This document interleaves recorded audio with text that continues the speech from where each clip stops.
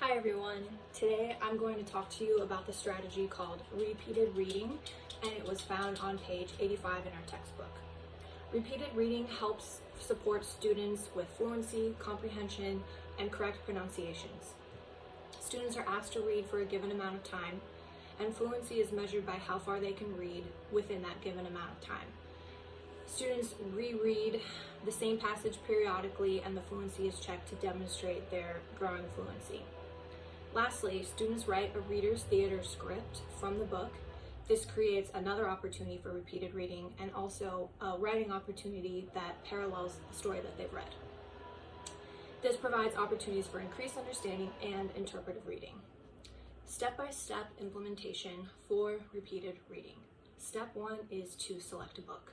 The book should be interesting for both the teacher and the students, and it should also have a lot of dialogue. This helps for the script part of the project.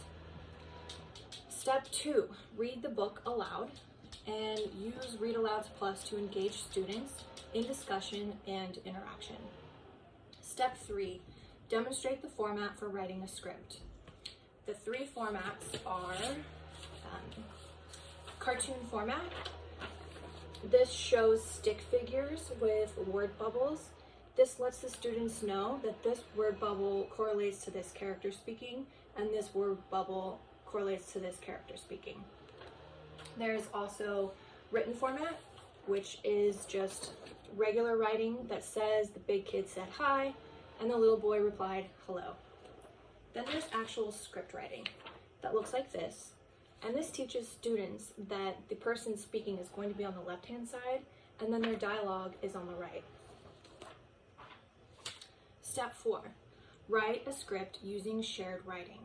Demonstrate a narrator starting a story and collaborate a script using a whiteboard or other shareable interaction. Step 5, use a computer to create the script.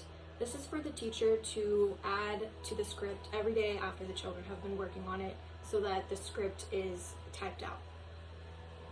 Step 6, highlight the script when it is complete and prepare enough copies so that each reader has a copy. Put the scripts into individual folders and label them with each character's name, highlighting that character's dialogue in the script.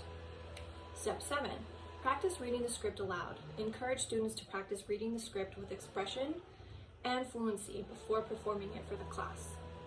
Step 8, perform the script. Step 9, assess comprehension, reading fluency, and expression as they read and plan additional practice for students who need it. The example in the textbook is about Mrs. Duncan's 5th grade class. She has a small group of English language learners, and they are at the speech emergence level, and they are reluctant to participate in class.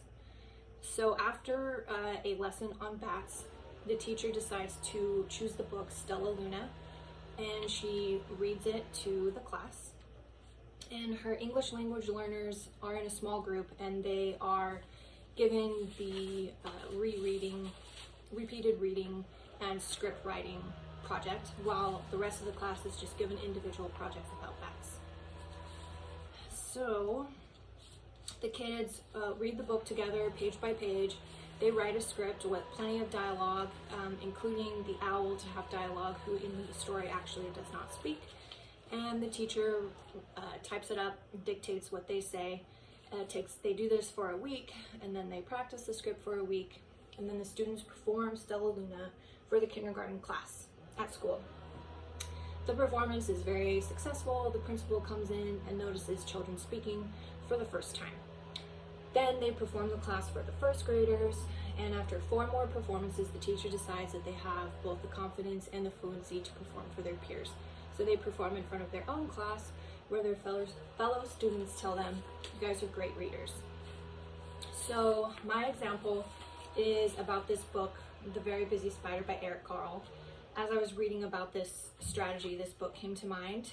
There are several animals in this book, a lot of dialogue, and it goes over the animal sounds and then things that correlate to the animals, such as the pig wanting to roll in the mud. I thought this is a good choice because students can choose an animal that makes a noise and what it might correlate with, such as my dog wanting to play fetch, as an example. The students would, after reading the book, make a script, practice it, and then perform for others. The idea is for them to perform for younger peers first to gain the confidence, because oftentimes English language learners are reluctant to perform in front of their peers. And then once more fluency and confidence is built up, they can perform it in front of their peers in their own classroom. And the standards for pre-K through 3rd grade are participate in retelling stories they have read and write dialogue based on the stories they have read. And that's it for repeated reading. Thank you.